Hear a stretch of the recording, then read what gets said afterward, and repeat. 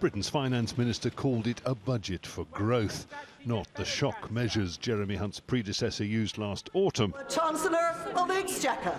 But policies instead intended to restore stability and faith in government after a period of political and economic turmoil. Today we face the future with extraordinary potential. The World Bank said that of all big European countries, we are the best place to do business. There's an election in a year and a half and the Conservatives are lagging in the polls. Their opponents know that restoring the UK to growth will be one of its central themes. A country set on a path of managed decline, falling behind our competitors, dressing up stagnation as stability as their expiry date looms ever closer. Among the measures announced were a series of low-tax investment zones to boost productivity in traditionally underfunded parts of the country, like here in the West Midlands.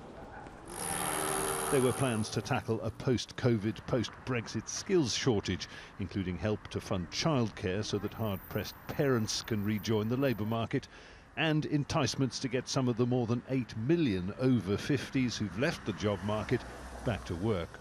You're a retired GP. Yeah. What would it take to entice you back to work? My peer group have all retired. When you qualify from Barts back in 1982, and there's nothing that will entice me to go back to work now. I think he's trying to go in the right direction. How successful he's going to be, it's another thing. A question that economists say it's too soon to answer. The current budget is a very safe one. No borrowing. I think that was pretty much striking. But it is very difficult to ensure economic growth without borrowing. You look at the United States of America, you look at EU, you look at China, they're all borrowing to generate that economic growth.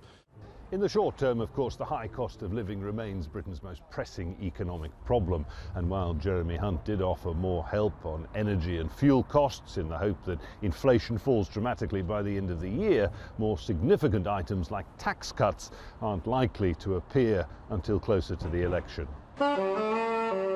In the meantime, this budget cannot erase the fact that economic pain is set to continue, with the IMF noting that Britain will be the worst performing G7 economy this year. Jonah, Al Jazeera in the West Midlands.